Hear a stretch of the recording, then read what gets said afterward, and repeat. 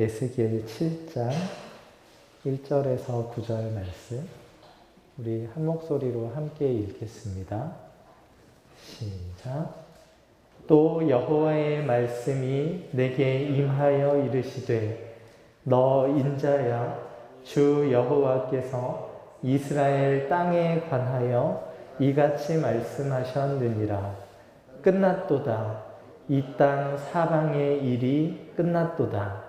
이제는 내게 끝이 이르렀나니 내가 내 진노를 내게 나타내어 내 행위를 심판하고 내 모든 가증한 일을 보응하리라.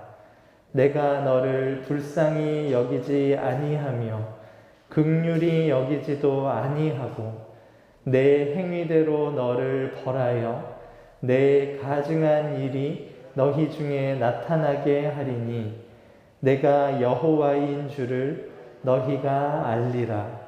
주 여호와께서 이같이 이르시되 재앙이로다 비상한 재앙이로다. 볼지어다 그것이 왔도다. 끝이 왔도다. 끝이 왔도다. 끝이 너에게 왔도다. 볼지어다 그것이 왔도다. 이 땅 주민아 정한 재앙이 내게 임하도다. 때가 이르렀고 날이 가까웠으니 요란한 날이요 산에서 즐거이 부르는 날이 아니로다. 이제 내가 속히 분을 내게 쏟고 내 진노를 내게 이루어서 내 행위대로 너를 심판하여 내 모든 가증한 일을 내게 보응하되 내가 너를 불쌍히 여기지 아니하며 긍휼히 여기지도 아니하고 내 행위대로 너를 벌하여 너의 가증한 일이 너희 중에 나타나게 하리니 나 여호와가 때리는 이임을 내가 알리라. 아멘. 오늘 말씀의 제목은 새로운 시작을 위한 끝입니다. 새로운 시작을 위한 끝. 하나님께서 이스라엘 땅에 끝을 선언하시며 새롭게 시작하고자 하시는 일은 무엇인가? 이것을 함께 나누겠습니다.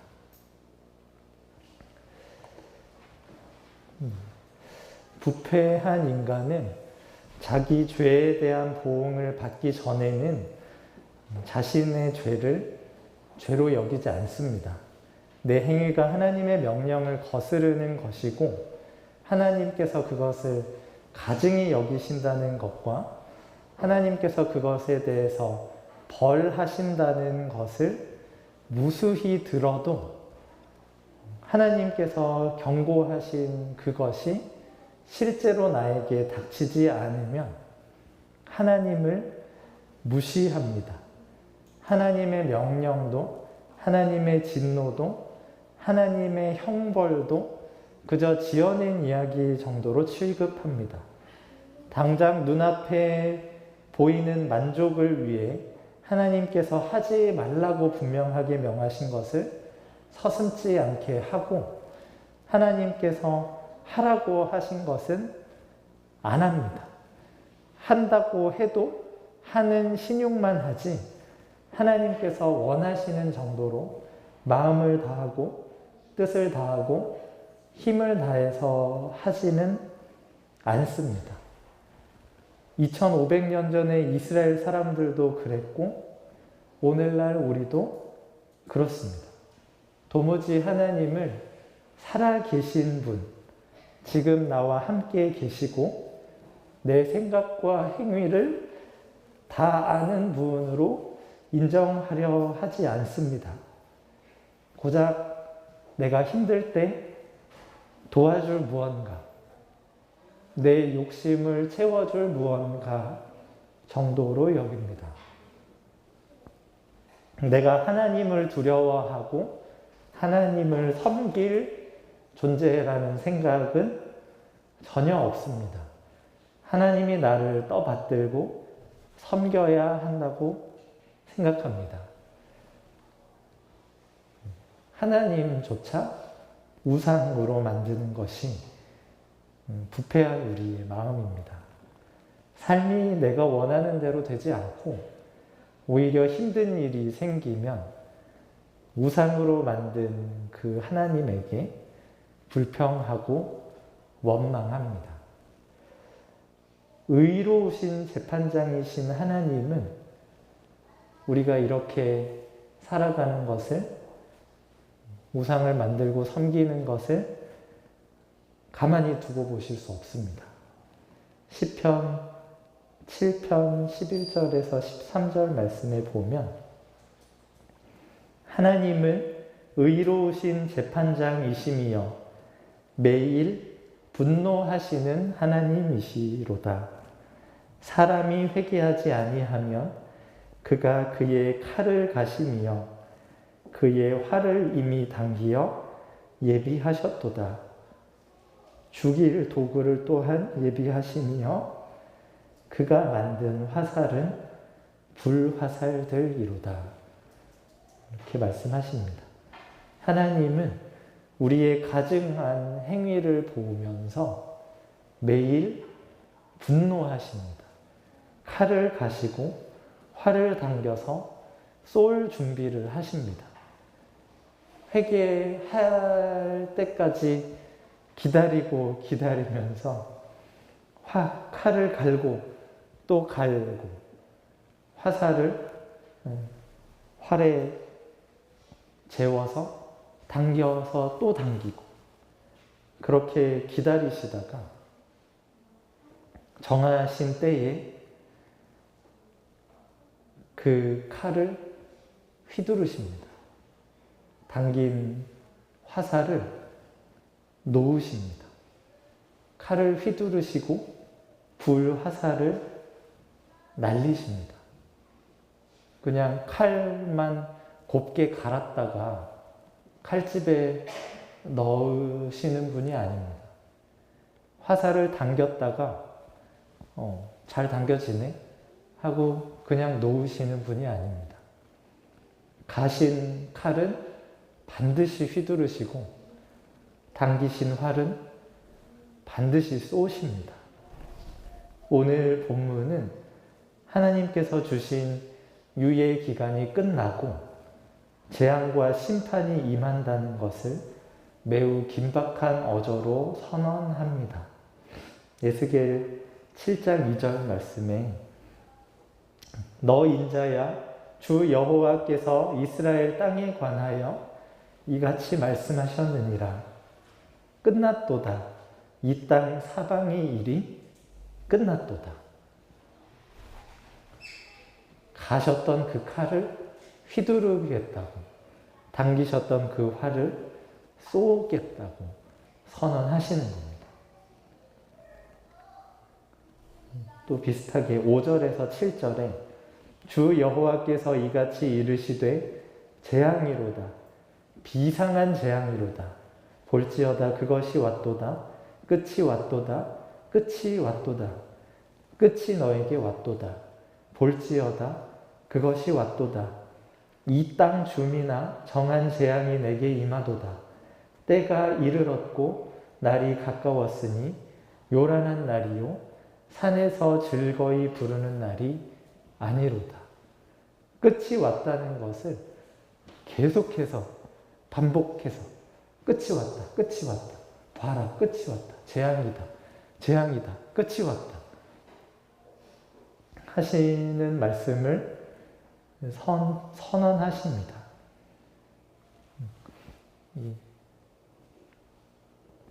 자동차 후진할 때 최근에 만든 자동차들은 이제 경보음이 들리거든요. 띠, 띠, 띠 하는 경보음이 들리는데 뭔가를 부딪힐 정도로 뒤로 후진을 하면 이게 계속 고조됩니다. 띠띠띠띠띠띠띠띠띠띠띠띠띠 하면서 이제 더 가면 이제 박습니다 하는 거를 알려주는데 이 계속해서 끝이 왔도다 끝이 왔도다 하는 것은 이제 진짜 끝난다는 겁니다. 이제 재앙이 온다는 겁니다. 3절 말씀에 이제는 내게 끝이 이르렀나니 내가 내 진노를 나타내어 내 행위를 심판하고 내 모든 가증한 일을 보응하리라. 하나님께서 선언하십니다. 8절에도 비슷하게 이제 내가 속히 분을 내게 쏟고 내 진노를 내게 이루어서 내 행위대로 너를 심판하여 내 모든 가증한 일을 내게 보응하되 하나님께서 너희의 행위대로 내가 갚아주겠다. 너희가 한 그 모든 가증한 일들에 맞게 너희에게 대우하겠다. 이렇게 선포하십니다.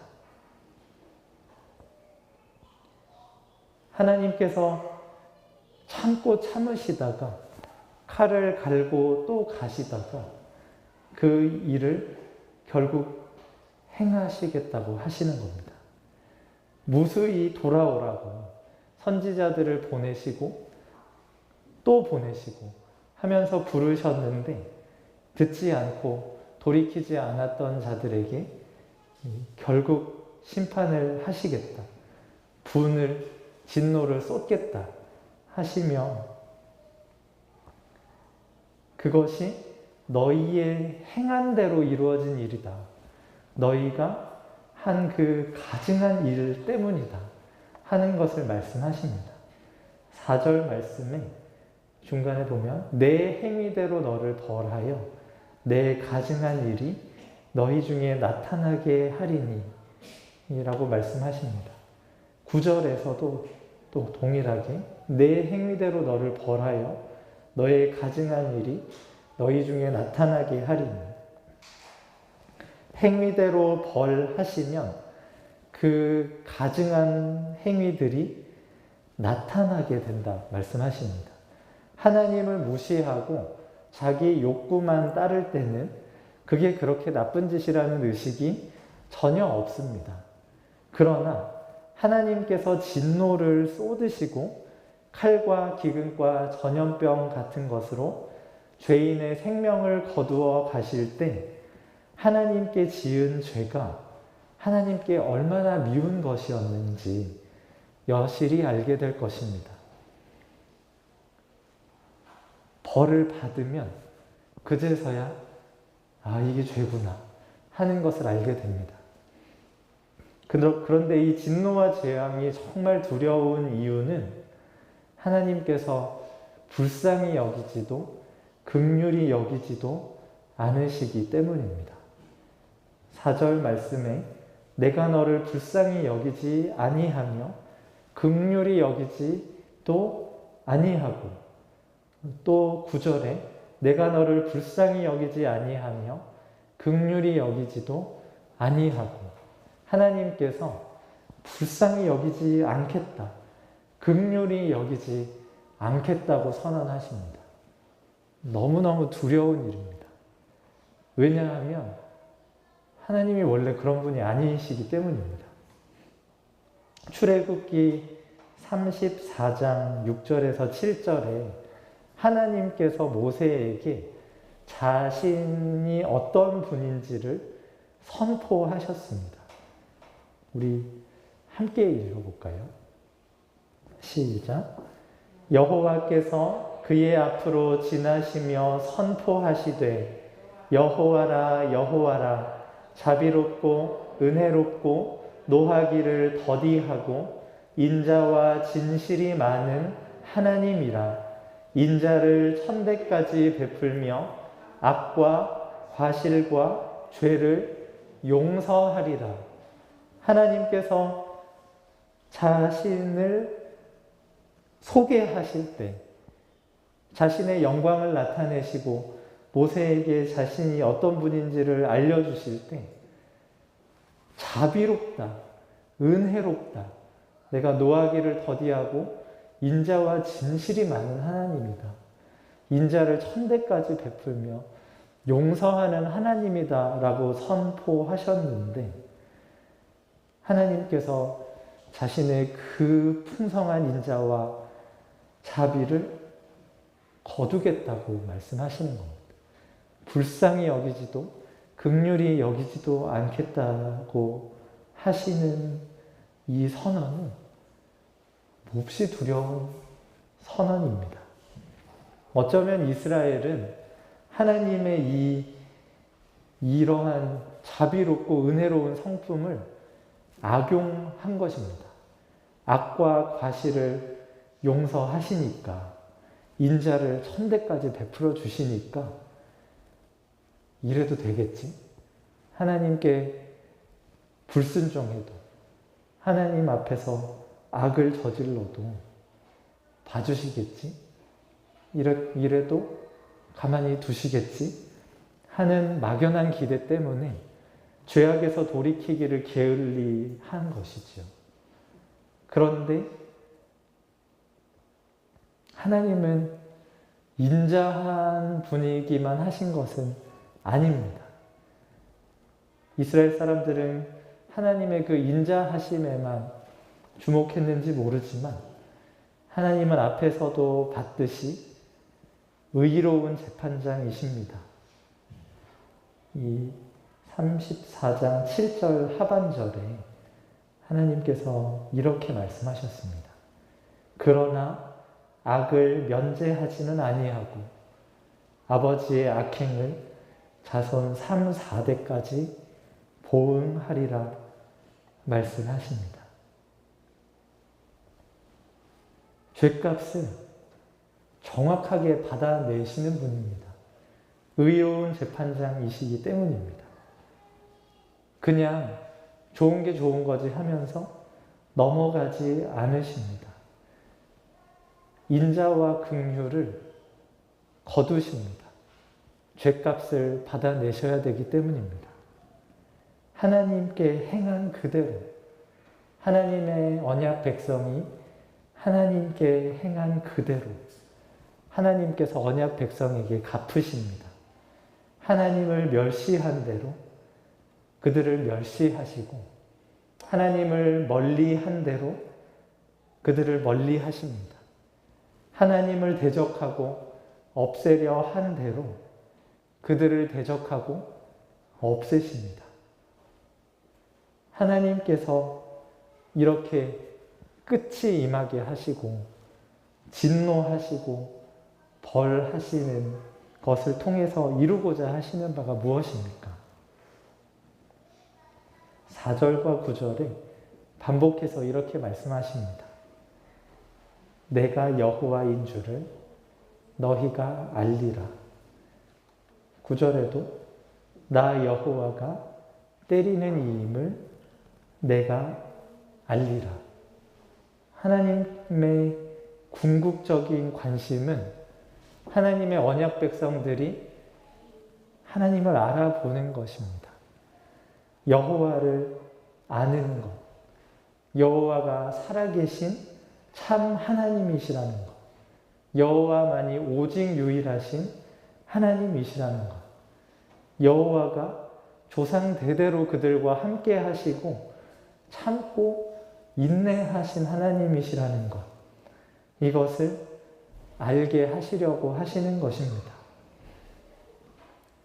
이것과 함께 진짜 살아계신 분이구나 하는 것을 알게 됨과 동시에 그 살아계신 분에게 내가 행한 것이 정말 가증하고 악한 행위였구나 하는 것을 알게 하십니다.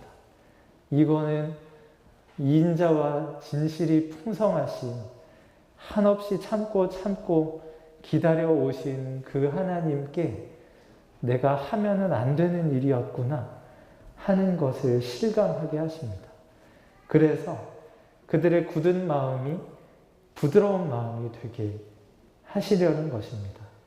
하나님의 인애와 공의를 배워서 하나님의 백성이 합당한 모습을 갖추게 하시는 것입니다. 이 혹독한 심판과 보응의 경험을 통해서 하나님의 백성의 마음에 하나님과 죄에 대한 명확한 알을 심어주고자 하시는 것입니다. 그래서 죄를 미워하고 하나님을 사랑하는 하나님의 백성을 만드시는 것입니다. 마음과 뜻과 힘을 다해서 하나님을 사랑하는 하나님의 사람들을 일으키는 것입니다. 그러므로 하나님께서 선언하시는 이 끝은 사실은 새로운 시작입니다. 이것이 매우 고통스럽고 혼란스럽기 때문에 새로운 시작이라는 것이 잘 감지되지 않지만 끝은 끝이 아닙니다. 끝은 그 자체가 목적이 아닙니다. 새로운 시작을 위해서 반드시 거칠 수밖에 없는 과정입니다.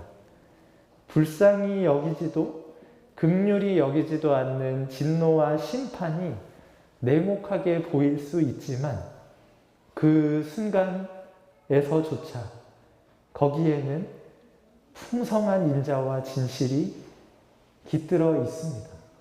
하나님은 변함이 없는 분이시기 때문입니다. 그렇다면 이스라엘이 그렇게 끝을 경험한 것처럼 칼과 기근과 전염병에 망했던 것처럼 우리도 그런 경험을 해야 하는 것인가요? 우리도 그렇게 칼과 기근과 전염병 같은 시련 속에서 삶이 밑바닥을 치고 죽을 것 같은 고통을 느껴야, 그래야 하나님을 알아보고 내 죄를 깨닫고 하나님에게로 돌아갈 수 있는 것일까요? 이런 질문을 하게 됩니다. 이 끝을 통해서 하나님을 알게 된다면 나도 끝을 겪어야 하는 것인가? 그런데 지금 나는 그냥저냥 살만한데 그러면 나는 더 불행해져야 하는가? 건강을 잃어야 되고 직장을 잃어야 되고 가족관계, 친구관계가 깨져야 되고 그렇게 비참함 가운데서 고통 가운데서 내 죄를 알아보고 하나님을 알아봐야 되는가? 이런 질문이 자연스럽게 생기는데 우리가 경험하는 고난, 시련이 우리가 받아야 할 죄에 대한 마땅한 보응인 영원한 죽음의 무게를 유추하는데 큰 도움이 되는 것은 사실입니다. 죽을 것 같을 때 죽음이 어렴풋이 느껴지기 마련이지요. 그러나 우리가 겪는 고난은 우리가 지은 죄에 비해서는 지극히 가벼운 징계입니다. 우리가 받아야 할 형벌은 영원한 죽음입니다. 어느 누구도 영원한 죽음의 무게를 스스로 감당할 수 없습니다.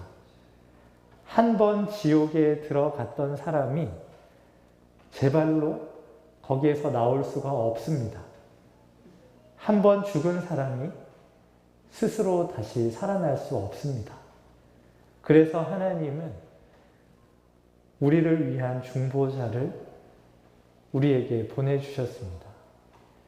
우리 혼자서는 영원한 죽음을 감당할 수 없기 때문에 우리가 마땅히 받아야 할 죄의 보응을 우리 혼자서는 그걸 받고 거기에서 벗어날 수 없기 때문에 예수님을 우리에게 보내주시고 예수님에게 그 모든 심판을, 보응을, 그 진노를 쏟아 부으십니다. 고린도후서 4장 6절에 이렇게 말씀하십니다. 우리 함께 읽겠습니다. 시작. 어두운 데에 빛이 빛이라 말씀하셨던 그 하나님께서 예수 그리스도의 얼굴에 있는 하나님의 영광을 아는 빛을 우리 마음에 비추셨느니라. 아멘. 예수님을 통해서만이 하나님을 알아볼 수 있습니다. 예수님을 통해서만이 우리 죄가 얼마나 가증하고 미운 것인지를 알아볼 수 있습니다. 예수님을 통해서만이 우리 죄에 대한 마땅한 보응이 얼마나 끔찍하고 무서운 것인지를 알 수 있습니다. 아무 점도 흠도 없는 우리 주님이 우리의 모든 가증한 일들로 인하여 심판을 당하셨습니다. 불쌍히 여기지도 긍휼히 여기지도 않으시고 하나님께서 아들을 십자가에 내어주셨습니다. 영원한 생명의 주인이신 우리 주님이 영원한 죽음에 삼켜지는 것을 보면서 우리가 그것을 바라볼 때에야 우리가 죄로 인해서 잃어버린 것이 무엇인지, 우리가 우리 죄 때문에 당하게 된 것이 무엇인지를 알게 됩니다. 죄를 심판하시는 하나님이 얼마나 두려운 분인지 예수님을 볼 때에만 알 수 있습니다. 그것 이외에 아는 것은 진짜 지옥에 들어가는 것, 진짜 영원한 죽음에 처하는 것 밖에 없습니다. 예수님을 통해서 알든 지옥에 가든 둘 중에 하나입니다. 그 죄를 심판하시는 그 두렵고 떨리는 하나님이신 것과 동시에 예수님에게 그것을 쏟으시는 것을 보면서 하나님이 우리에게 얼마나 인자하신 분인가, 내가 받아야 할 그 벌을 대신 받게 하시려고 아무 흠도 점도 죄도 허물도 없는 분을 우리에게 보내어 주신 것이 얼마나 큰 사랑인가 하는 것을 우리가 알게 됩니다. 예수님을 아는 것만이 우리를 하나님을 알게 하는 것으로 인도하고 그 하나님을 아는 알매서야만 우리가 어떤 죄를 어떻게 짓고 있는지를 알게 됩니다. 우리가 지은 죄가 얼마나 끔찍한지, 얼마나 가증한지, 우리 죄가 받아야 할 마땅한 형벌이 얼마나 두려운지 알게 됩니다. 그와 동시에 우리를 향하신 하나님의 사랑이 얼마나 풍성한지 알게 됩니다. 예수님 아닌 어디에서도 알 방법이 없습니다. 우리가 시련을 당하고 고난을 당하는 것이 아주 가볍고 사소한 것이기에 그것만으로는 우리가 하나님의 그 두려우신 의로운 재판장이신 하나님을 알아볼 수가 없습니다. 예수님이 당하신 그 영원한 지옥 형벌, 흠도 없고 점도 없는 하나님의 사랑받는 자이신, 하나님이 기뻐하시는 자이신 예수님이 아무런 긍휼도 아무런 불쌍히 여김도 받지 못하시고 버림받으신 그 모습을 볼 때에만이 우리가 한 일이 어떠한 것인지, 우리가 당하게 되는 것이 어떠한 것인지를 알게 됩니다. 예수님을 알고 예수님을 믿는 것이 우리의 삶의 가장 중대한 과제입니다. 우리의 삶의 성공과 실패가 여기에서 판가름 납니다. 예수님을 아는 것, 그리고 예수님을 통해서 하나님을 아는 것, 예수님을 통해서 나를 아는 것, 이것이 하나님께서 우리에게 알게 하시는 참 삶의 유일한 통로입니다. 그것을 통해서 알지 않는 한 실제로 지옥에 떨어지는 것 외에 알 방법이 없습니다. 우리를 대신해 지옥 형벌을 당하신 예수님을 아는 것에서야만 우리가 하나님이 얼마나 두려우신 분인지, 우리의 죄가 얼마나 끔찍한 것인지 알게 되고, 그와 동시에 우리에게 그 예수님을 주신 하나님이 얼마나 사랑 많으시고 얼마나 긍휼이 풍성하신 하나님이신지, 어떤 죄를 어떻게 용서하시는 하나님이신지 알게 됩니다. 우리는 그 알을 얻고자 몸부림치고 있습니다. 우리가 날마다 말씀 앞에서 죄를 찾고 하나님 앞에서 마음을 찢고자 하는 것은 결국은 예수님을 보려고 하는 것입니다. 하나님께서 우리에게 들려주시는 그 유일한 말씀이, 그 태초부터 계신 말씀이 예수님입니다. 죄를 찾으시고 그 죄로 마음을 찢으실 때 예수님 앞에서 찾으셔야 됩니다. 내 이 삶의 경험을 통해서 만들어 놓은 일반적인 도덕관념, 사회적으로 통념되는 윤리의식으로는 죄가 발견이 되지가 않습니다. 그렇게 나쁘다는 생각이 안 들게 사탄에게서 그렇게 양육을 받아왔으니까요. 내가 그렇게 쓰레기는 아니다. 나도 나름 깨끗하게 착하게 살았다 하는 생각을 자연스럽게 하게 됩니다. 우리 스스로 우리를 바라볼 때에 그렇습니다. 그러나 예수님 앞에 설 때 아무 흠도 없고 점도 없이 오직 하나님의 영광을 위하여 사셨고 오직 하나님의 기뻐하시는 뜻을 위하여 십자가에 달리신 예수님을 볼 때 내가 얼마나 하나님과 상관없이 살았는지, 내가 얼마나 우상을 섬기며 우상을 기뻐하며 살았는지를 발견하게 됩니다. 십자가에 달리신 예수님을 볼 때, 무덤을 이기시고 다시 사신 예수님을 볼 때에만이 우리의 죄가 보이고 우리를 심판하시는 하나님이 보이고 우리를 사랑하시고 구원하시는 하나님이 보입니다. 끝은, 심판은, 보응은, 하나님의 진노와 분과 형벌은 예수님을 통해서만 우리에게 인식됩니다. 예수님을 바라보시기에 힘쓰십시오. 예수님을 통해서 아는 암만이 우리에게 하나님께서 주고자 하시는 참 삶입니다.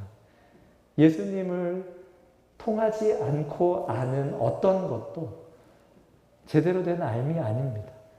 우리의 욕심이 만들어낸 우상일 뿐입니다.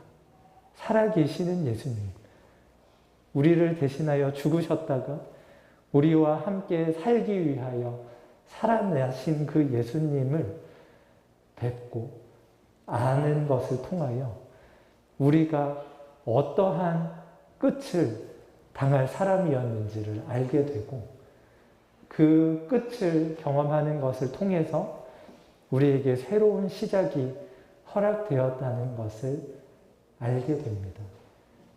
2500년 전에 이스라엘을 칼과 기근과 전염병으로 앓았던 그 암, 그러나 그마저도 희미하게 어렴풋하게 앓았던 삶을 하나님은 우리에게 하나님의 아들, 인간의 몸을 입고 이 땅에 오신 참 하나님이신 예수님을 통하여 우리에게 밝히 알려주십니다. 한 주간의 삶을 살아가실 때에 틈만 나면, 기회만 있으면 예수님을 아는 것에, 예수님을 바라보는 것에 힘쓰시기 바랍니다. 그 암 가운데서만이 우리의 참 모습이 드러나게 됩니다. 그 참 모습 가운데 살아계신 하나님과의 살아있는 교제가 있습니다. 예수님을 알고 예수님을 만나고 예수님을 사랑해 가는 일에, 그리고 그 예수님 안에서 하나님과 나 자신과 이웃을 알아가는 일에 함께 힘쓸 수 있는 그런 성도들이 되시기를 바랍니다. 기도하겠습니다.